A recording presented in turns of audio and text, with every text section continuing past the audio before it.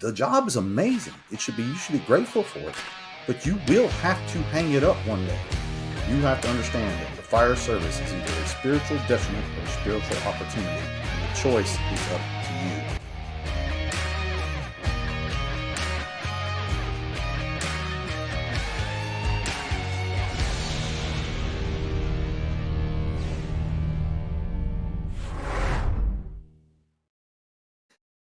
Hello, everybody. Welcome back to the First Things First, a show where we talk about setting our priorities in the right order to help us fall in love with the job again. My name is Helton Pereira, and today I am joined by my brother and friend, Andy Starnes. Chief, welcome. Thank you, sir. Appreciate you having me. Definitely. I appreciate you being here. We got a chance to meet each other this summer at Firemanship. I was able to take your awesome class on thermal imaging cameras. But today I want to talk about some of his story. And I would like to ask you, Chief, to just share with us a little bit about how you started in the fire service and what was it like the first time you stepped foot in the firehouse? Appreciate that, Hilton. I grew up in it, so it's pretty much all I've ever wanted to do. I did have a slight dream when I was young. I thought I was going to be a fighter pilot. I was into airplanes and NASA and fighter jets, and I put together model jets. And then I took the SAT in high school and realized I got a 700 on the SAT, and you get like 400 points for writing your name. So I was already in the volunteer fire service at that point. I went, maybe firefighting is for me, right? But my dad was a volunteer fire chief, and he worked full time as a employee for AT&T. So when he came home, he got in the car and went to the firehouse because we lived in a community where there wasn't any kind of paid municipal services. If they didn't come, nobody was coming. It was a farm type community. When I say rural, I mean rural. We didn't have a stoplight. We had one or two little tiny community stores, and local volunteer fire departments were it. So from age 8 on, that's how I got involved. And then I became a junior at about age 14, got my certifications at age 16. My first, what I call walk in the firehouse, was when they had something called Sunday fire watches. You would go on over there on Sunday while everybody else is in church. One person was responsible for manning the station, checking off the trucks, cleaning and doing all that. And they let me do that as a 16-year-old.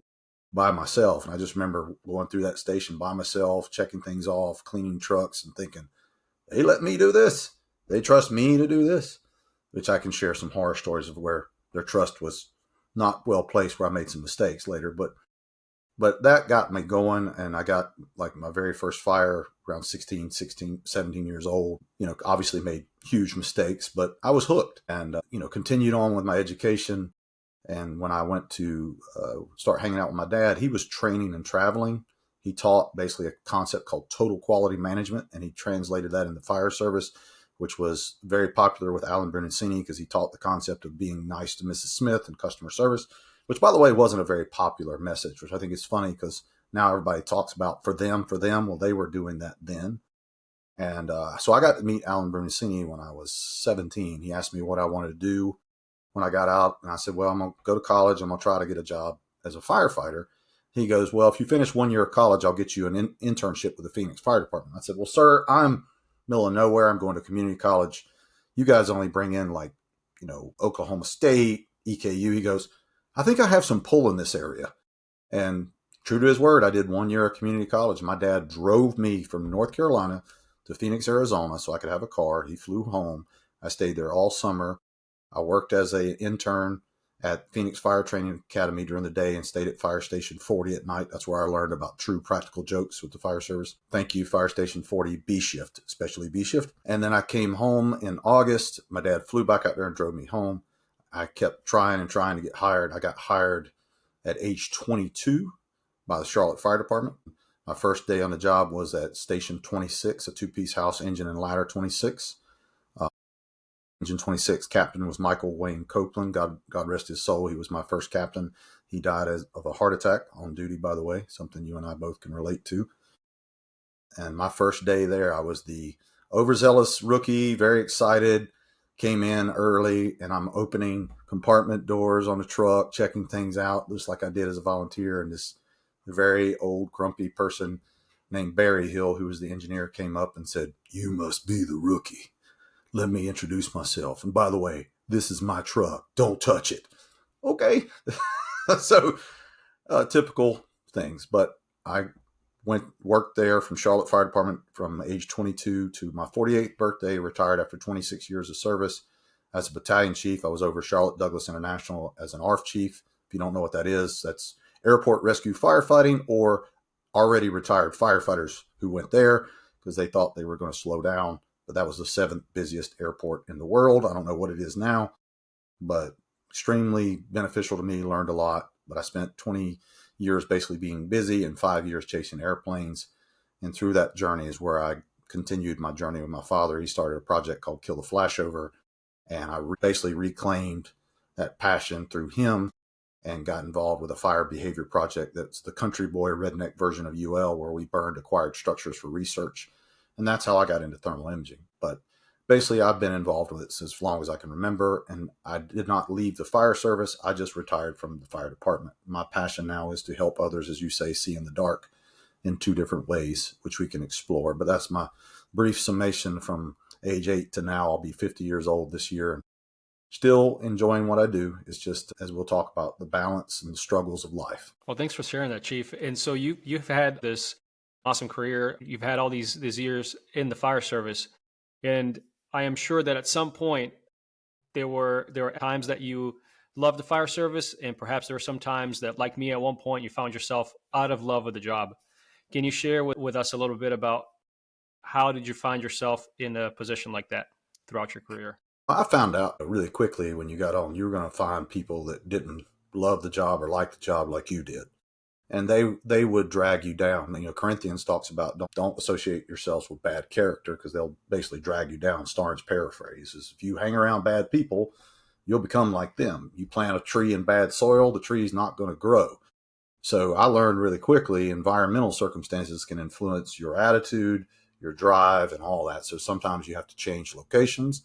Sometimes you have to change fire departments. But for me, I learned really quickly that certain people, day in, day out, could have a negative effect on me.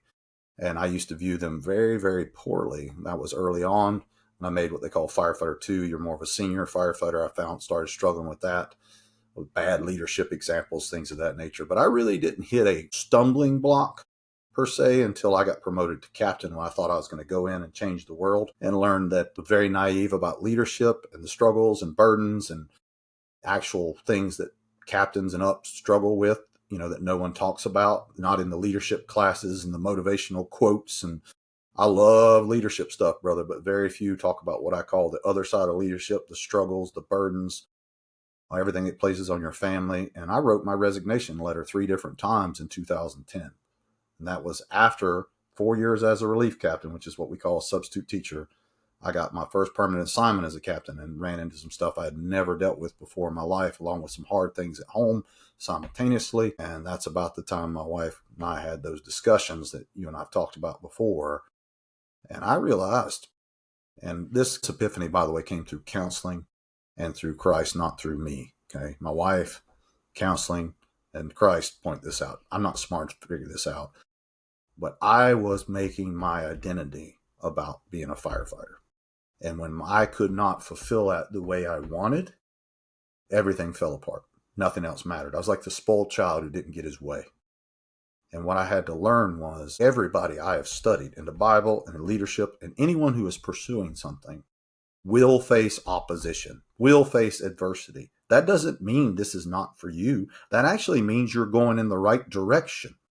If you're on an easy road, you should be very concerned, because the devil doesn't come after people who are already on his own team and are complacent. He lets them go. He only attacks people who are trying to do good. Bottom line. And I didn't realize that. You study leadership, all those people who tried to change the world didn't see the benefits during their lifetime. So when I fell out of it, I fell out hard. I went, anxiety, depression, counseling. I mean, I was done. And I didn't realize what I was done with. I thought I was done with the fire department. You can be in any job, any position, and have the same experience, same feelings. The problem wasn't the job. The problem was my focus and priority on the job instead of where my priority should be, as the title of your podcast, First Things First. I had the wrong thing in the first position. I say faith, family, fire department. I had fire department at the top. And when that disappointing you, which it will, by the way, it's a jealous mistress. When it doesn't get what it wants, it will chew you up, spit you out, pick another one up, and put it right in your place. And when I put that in the wrong place, the badge over my family, over my faith, then I became no different than the people that I was struggling with early on. And I found out my whole world disappointed me because guess what? I disappointed myself. I put my priorities in the wrong order. And that is a hard pill to swallow when you realize my identity is not as a firefighter. My identity is in Christ as a father and a husband and father first. I tell my daughter every day is God, your wife, my wife, then you. Emma's beautiful. She's amazing, but Sarah's first before her. That's always not a popular subject because I have an amazing family. But that's where I was out of whack. I was, when you talk about span of control and incident command, we can take the same concepts we learn and realize and apply that to our life and go, I'm not managing this well. I don't have my priorities in order. I don't have my tactical benchmarks lined up correctly. I'm not managing the important things first. I'm putting other things. It's like putting spot fires at the top of the list instead of fighting the big fire. Not a good idea. You should put out the big fire and then deal with the spot fires. I had my priorities all out of whack. And for me, that was not a fun experience. Anybody who thinks it is, I'm sorry. I hope you don't go through it. You will. But it caused me to live by a 3-word phrase that has changed my whole outlook. You have to be first broken, second crushed, before you become third qualified. Read Watchman Nee. He talks about the breaking of the outward man is the first thing God has to do to make someone useful. He has to break them before he makes them. That's a hard pill to swallow, that you have to physically be broken, burdened, experience hardship, tragedy in some cases, personal adversity, calamity, all these things people argue about, bad things happen to good people. It is a part of your journey. I wrote something several years ago. I'll close with this. Adversity is God's scalpel and what he uses to sculpt you into his masterpiece. It is not, if you looked at the stone before Michelangelo hit it, if the stone had feelings, it'd say, don't hit me. When God holds the chisel, that's the sanctification process. He's knocking off pieces of you don't need anymore. And we don't like that. Just like you talked about weight loss journey or what your pastor said, that process of him looking at me and you and going, this is going to hurt, but this is going to be for your good. That's not fun. People don't realize what they're signing up for when they try to fulfill their calling. And that was my turning point when I realized my love for the job was not a love. It was an obsession. It was unhealthy. I had everything in it, and it disappointed me because it is not who I am or whose I am. The job is amazing. You should be grateful for it, but you will have to hang it up one day. What you don't hang up is your faith, your calling, or your position as a husband or a wife, mother or father. Those are God-given responsibilities and roles that you can throw away. But when you do, the impact of that is far greater than you quitting the fire department. You have to understand that the fire service is either a spiritual detriment or a spiritual opportunity, and the choice is up to you. And that was where my whole world came down to realizing maybe he put me here not to be a good firefighter, but maybe he put me here to help other firefighters know him. And yet I can still get to do this job as a benefit.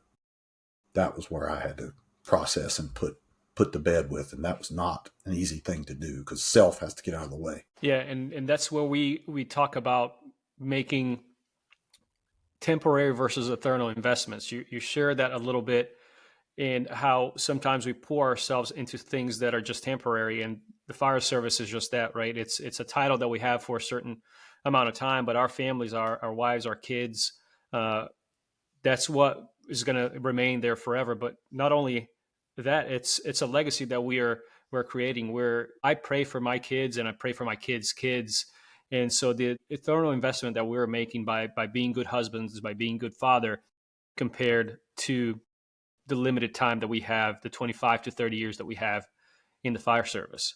So you had to have some conversations that your wife said that you were being one person in the fire service, but a different person at home. So, can you share with us a little bit about what that conversation was about and how that changed you as a person, as a father, as a husband? We used to take very, very long walks, like 5 miles or more sometimes. And we were walking in the neighborhood. This is one of the shorter walks. And we had been married 3 years, I think, at this point. And I remember telling her a story about a friend of mine who had gotten caught cheating on his wife and how it shocked me. And she said, all men do it. It's only a matter of time before you do it to me. And I said, excuse me? Now, this is before our daughter came along. This was a long time ago. And she goes, I see the person you are at work and I see the person you are at home. And I'm betting the person at work is the real guy. And that's when I realized I was, as James talks about, I was a double-minded man. You can't be both. It'll tear you apart. It's like being, having split personalities. And that's where my turning point came spiritually. Was I was raised in church, so was she. But she had had a bad marriage before where someone had hurt her badly and she didn't have trust. And I didn't realize she didn't fully trust me. You can't have a marriage without trust.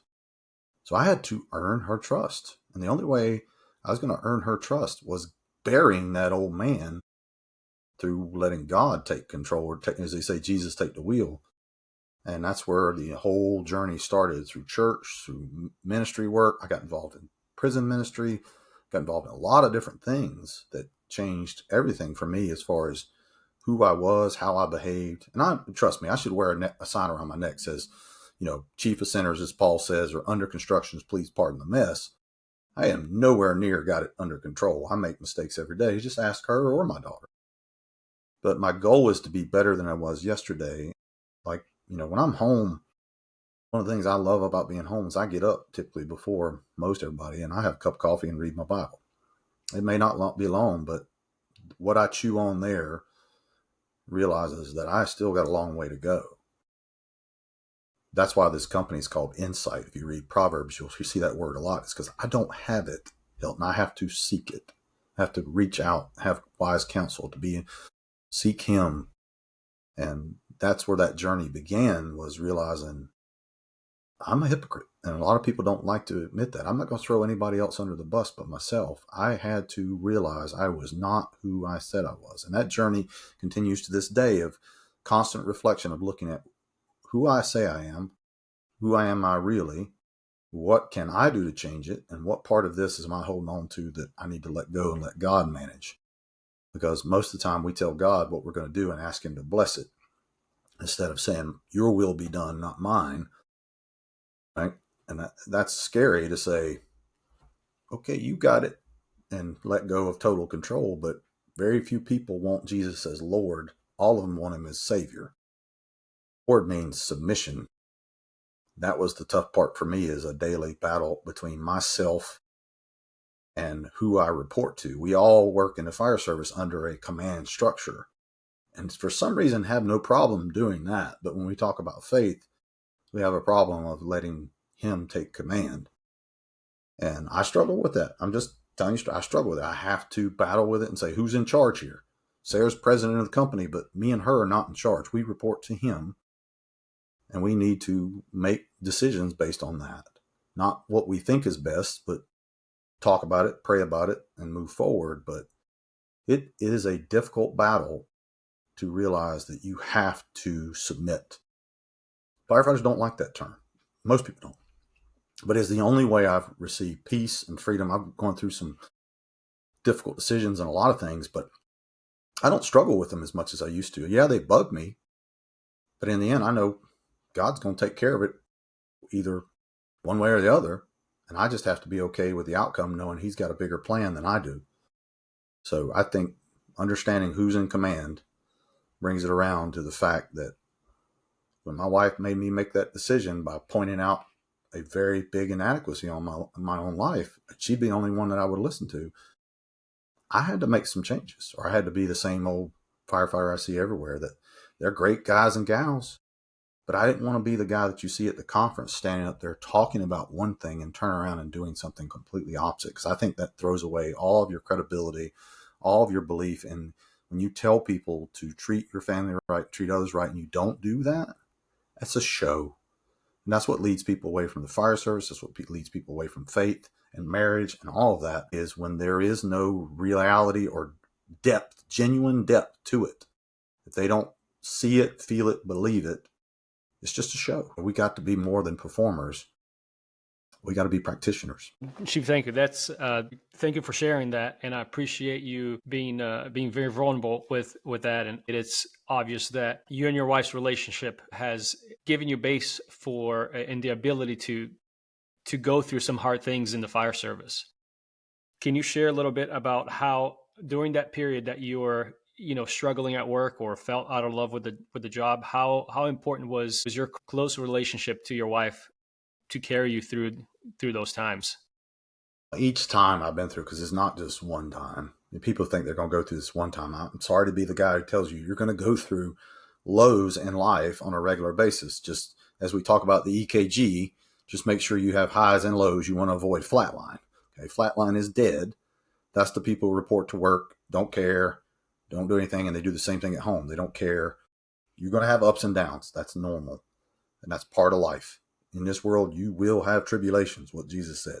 He didn't say you might. He didn't say you maybe, it's going to be. No, he said you will, which means you are going in a fire, coming out of fire. It's going to happen.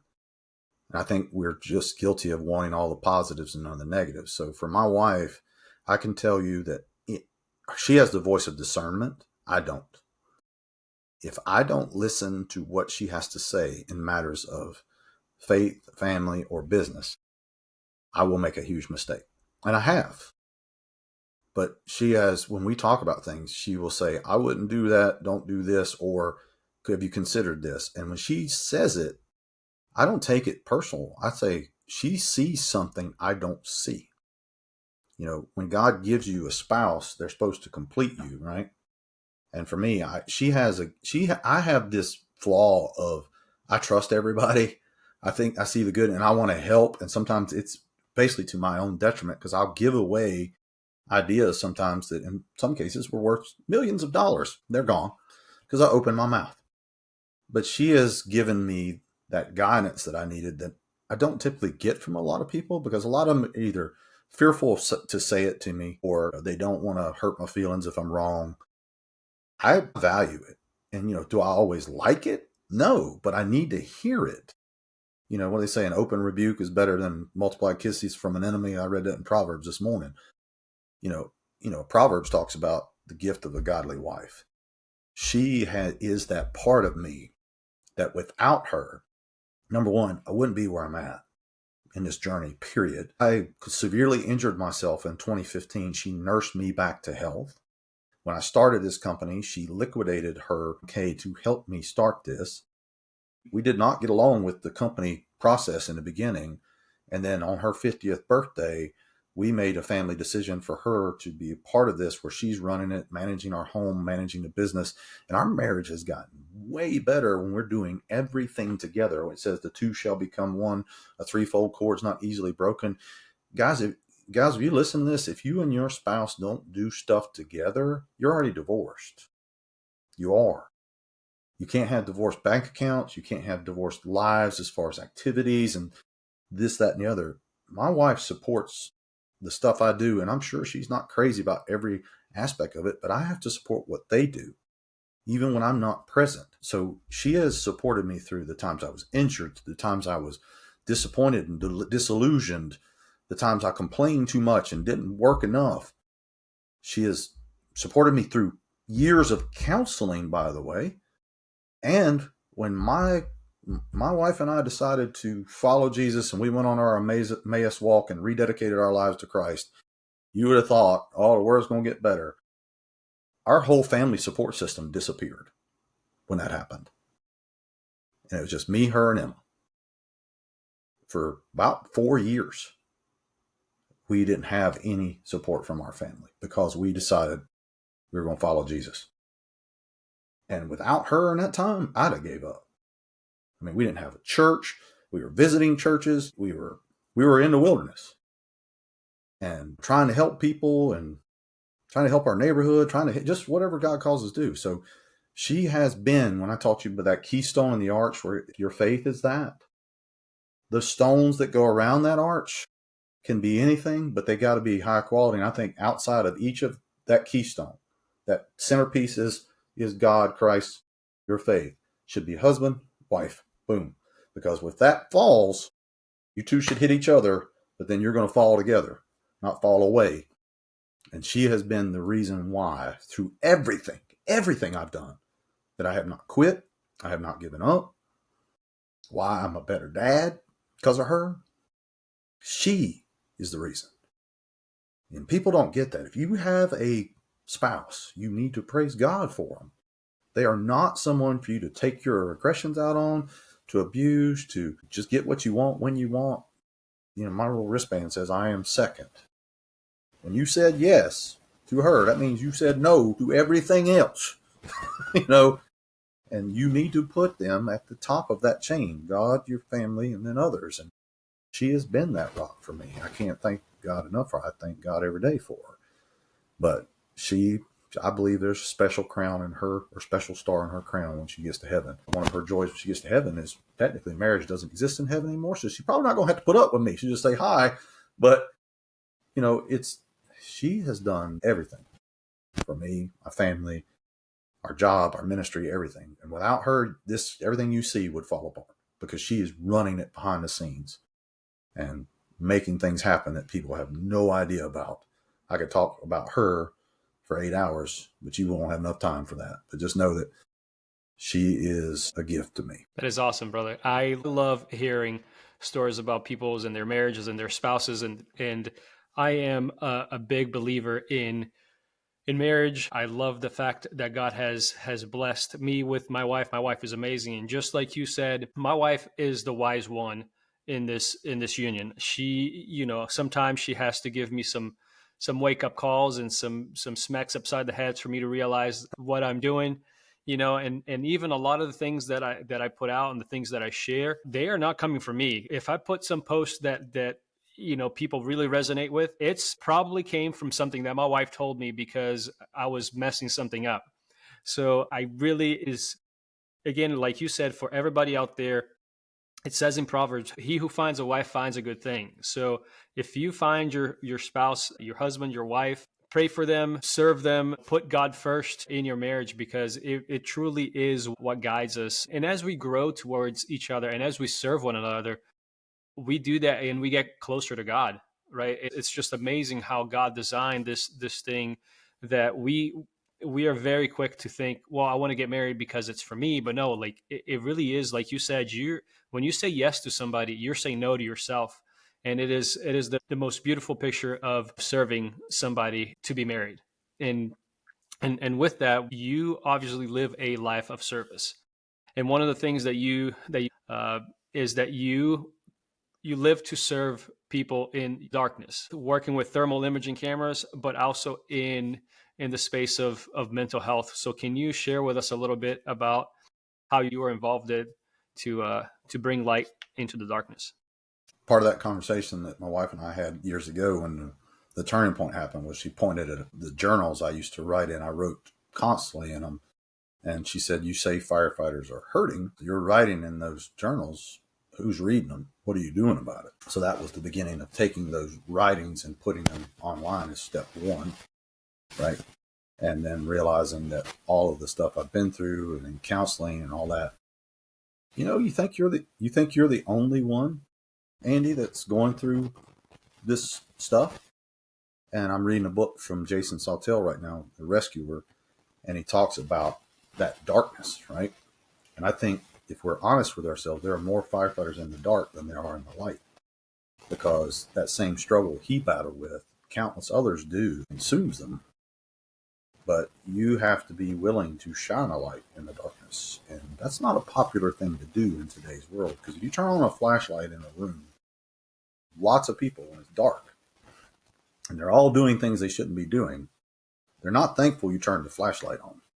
They're going to try to kill the guy with the flashlight. They want to go about their world doing the things they're doing, because we don't like I said, the scalpel. We don't like the chisel. We don't like to be told we need to change. And I don't beat people over the head with it, because this guy right here is chief of sinners.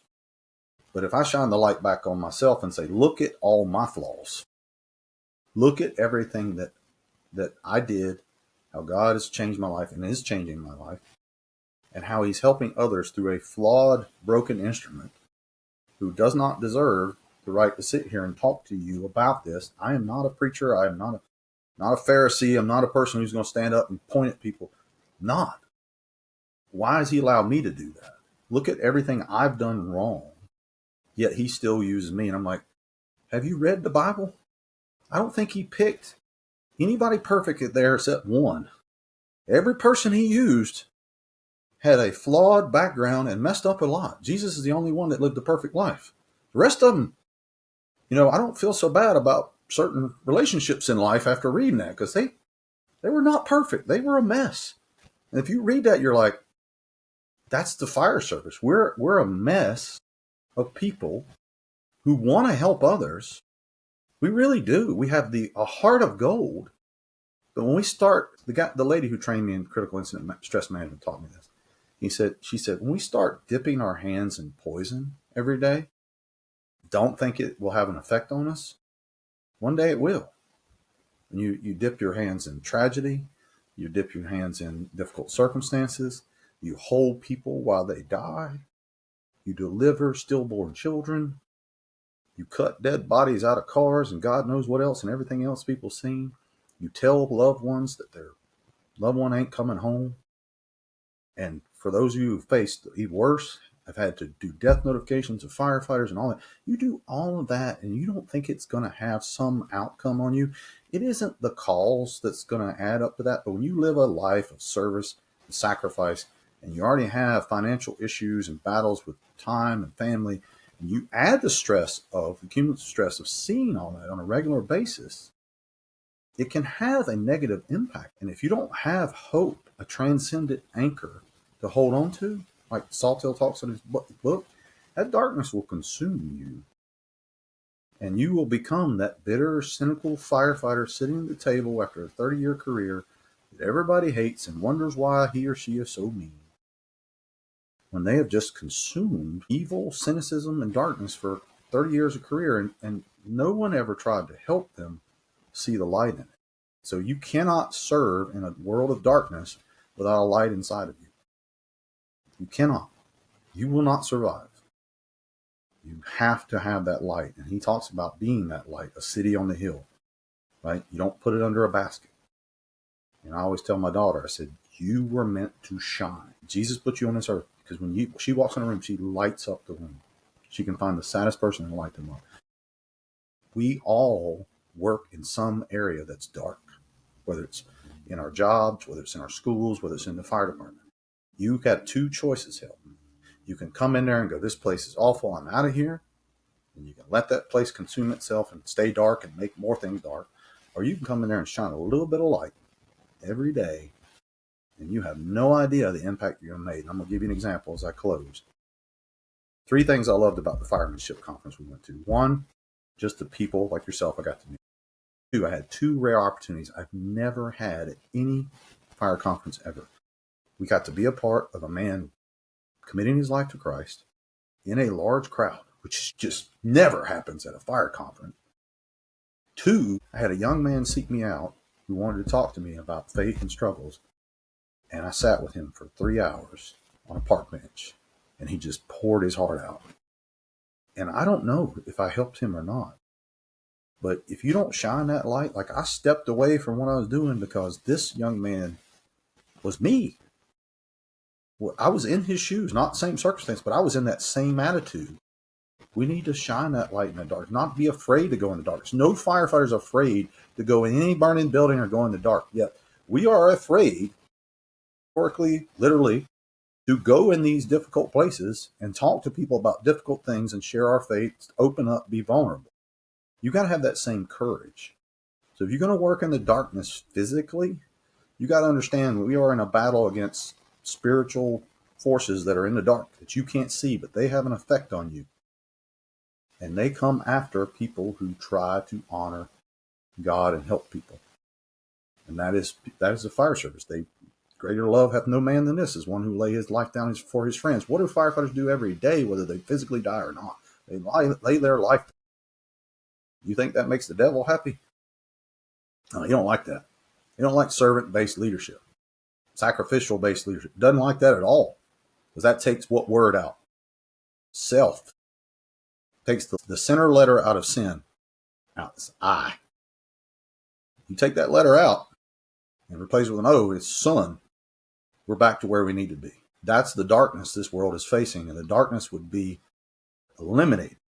The light shines in the darkness, the darkness shall not comprehend it, if we would just share that hope and not be evil about it, hateful, and beat people over the head with their faith and go, look, I'm one sinner who's saved to share it with another sinner how I received hope.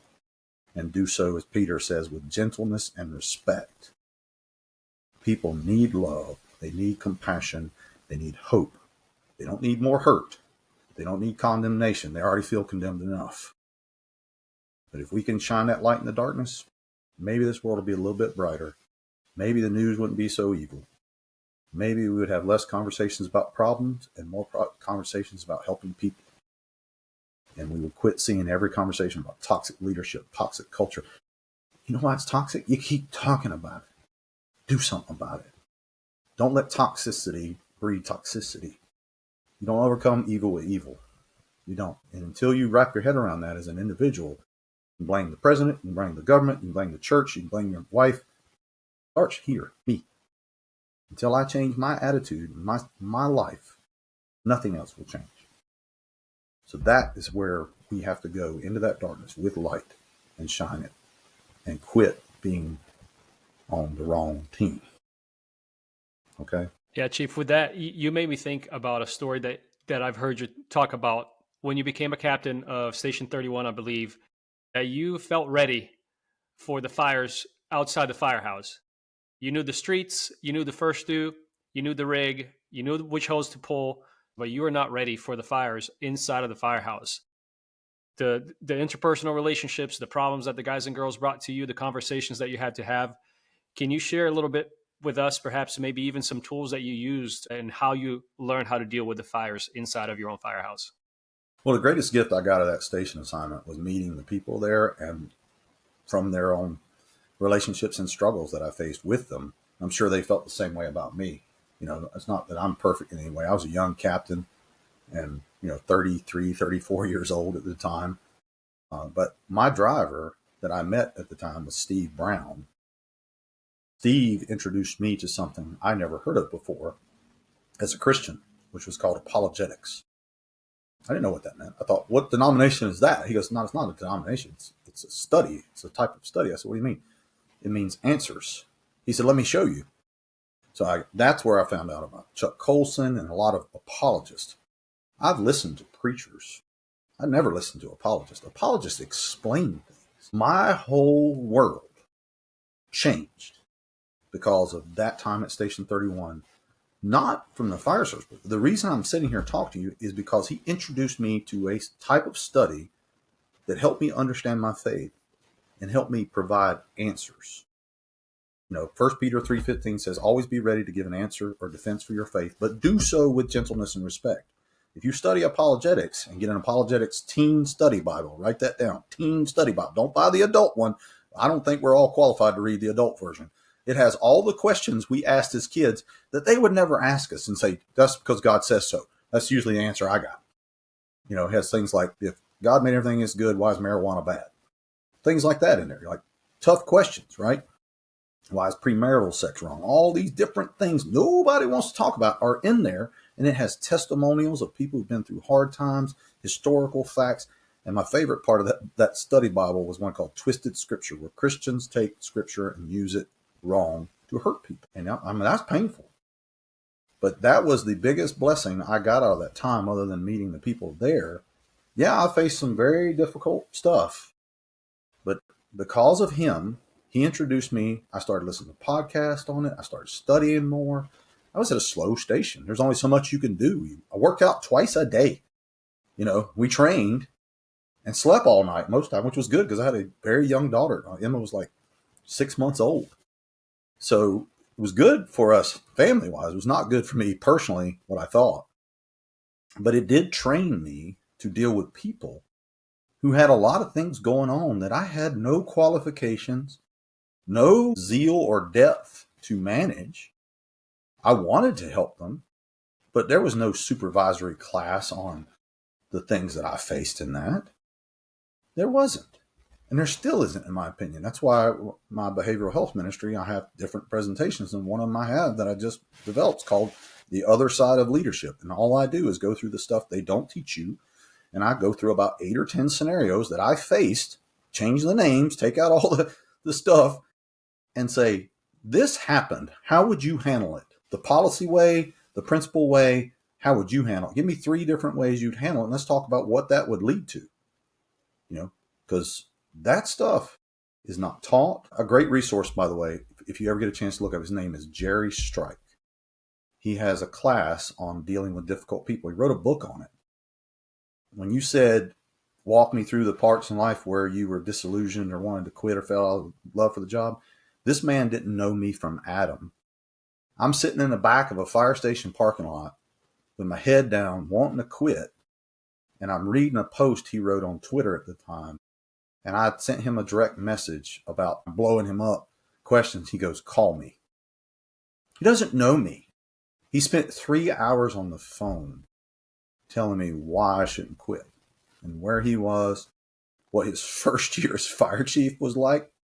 I have no problems after listening to him. You ever done that with somebody? You sit down, they throw all their problems on the table, and you go, I'll take mine back now. I was like, yeah, chief, I'm good. I'm my stuff's minor. But it gave me perspective, man. And I didn't have that. I went in thinking, I'm going to change the world. I'm going to lead a company. People are going to respect me, do all that stuff. No, they're not going to. Could care less. The people that I went to work for had more time on the job than I did. They had more experience than I did. They had families and businesses. You go in there and try to demand respect like that, it doesn't work. You got to earn it and respect the fact that they've paid their dues and learn about their families and try to support them and help you be a better team so that they help you become better. So that year and a half I spent there taught me more about personnel issues than I ever wanted to learn, but I needed to learn, as my wife said. And she said, you didn't want to go there, but you needed to go there. And then my joke, you'll appreciate this, is I went to Station 2 shortly after, and I was hired in 1998. And my joke is I became a firefighter when I got assigned as a captain to Station 2 B shift, because I worked with the best people I ever worked with who taught me how to be a better husband, a better dad, and a better firefighter every day that I worked there for 7.5 years. Just phenomenal people. That was my just perfect time of my career, and those people made me better. And that's where I learned, this is not about you, but you guys and gals, if you're listening to this and you're going to get in a position of leadership and you think tactics and skills are going to get you through the day, I applaud you for being fundamentally sound. That will save your life on the fire ground. But if you want to impact lives for generations, you're going to have to get training on how to deal with people in difficult circumstances and conflict resolution, grief support, death notifications, critical incident stress management, peer support.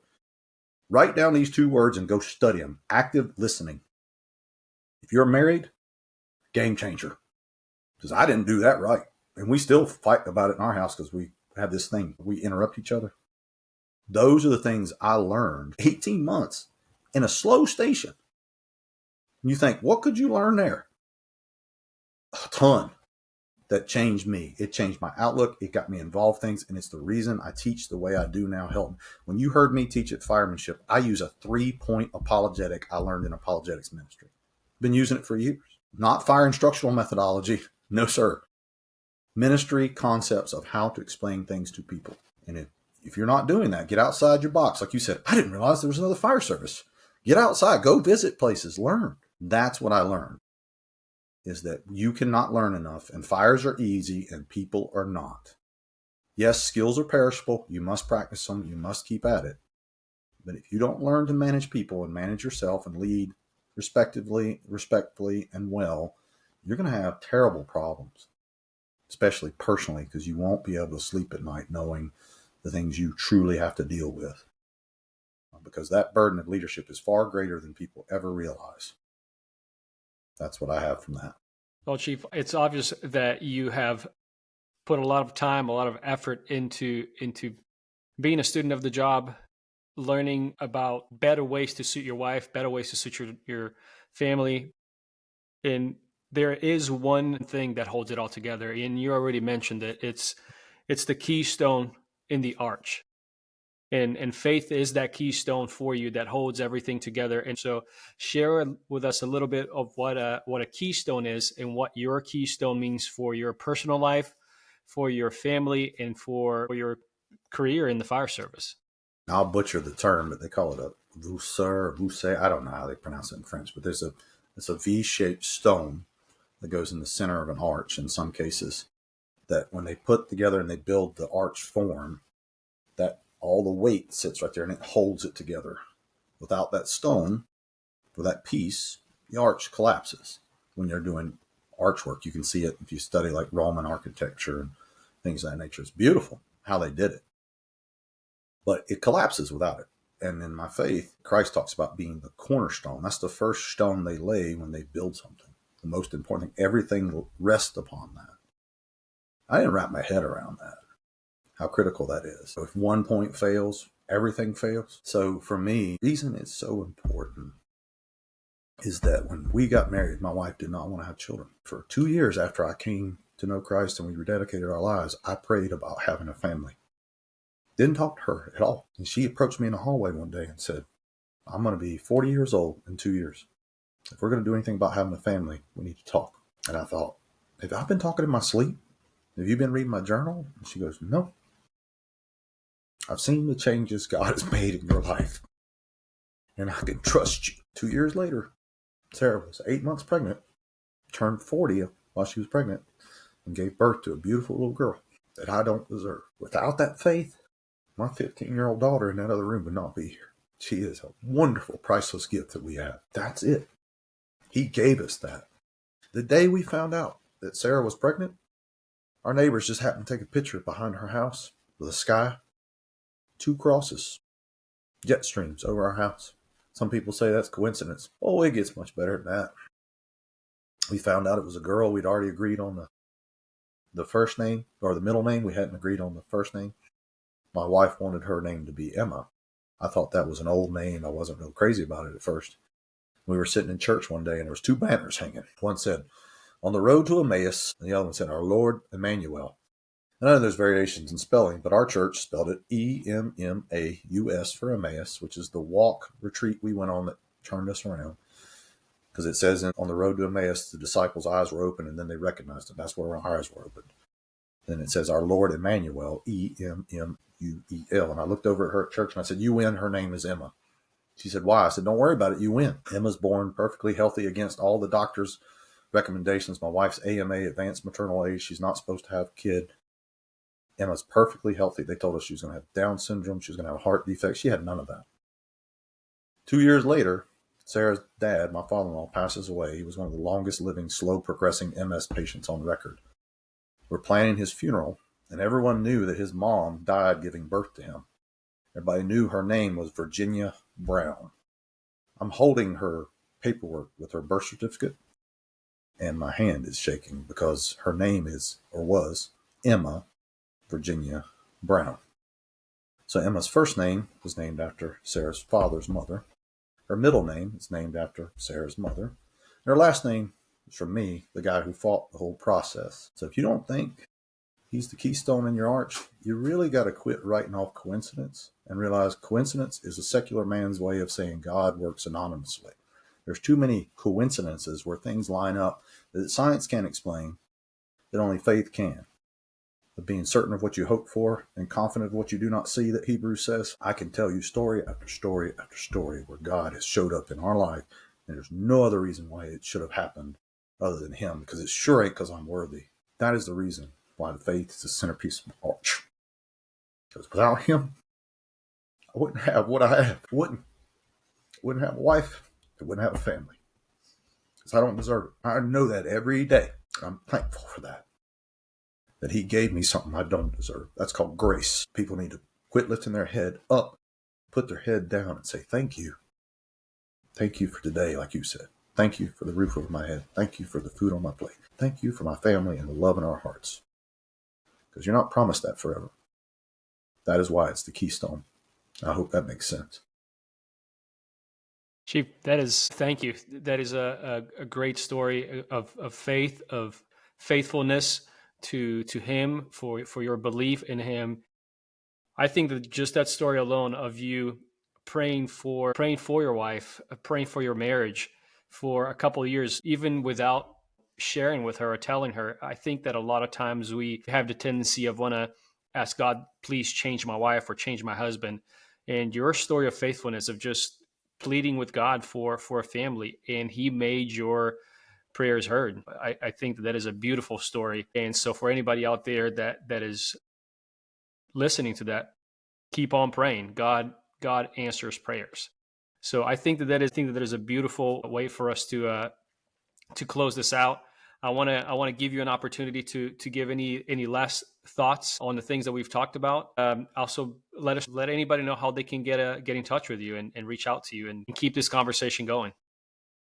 I just try to encourage people, if you're going through hard times, this is not the end. Everybody I know that I respect greatly has been through something very difficult. When I was fortunate enough to help build the peer support team at my former department, one of the questions I asked every team member who came to the first meeting was, how many of you want to help people? And they raised their hand.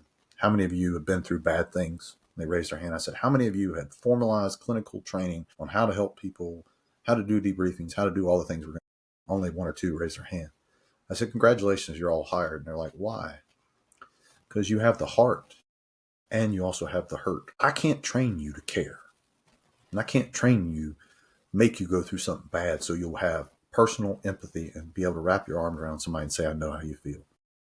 But if you already have those first two qualifications, when I said broken, crushed, and qualified, you are uniquely designed for a purpose in this world. So if you think you went through everything you've been through for nothing, I want to be the one to give you some good news. I know more people who've been through tragedy, circumstance, and difficult stuff who are currently role models, mentors, and people that people look up to. And if you will just share your story, whether in platforms like this and personal testimonies, hanging around conferences, you have no idea the lives you would impact and save and encourage people not to give up and that shine that light in the darkness. You need to share your story. Do not be afraid to, be afraid not to. 2 times I did not talk about behavioral health and my faith and my journey in classes I teach everywhere. The 2 times I did, 2 separate classes, 2 different states, 2 people took their lives that were in that class. And I still have trouble with that.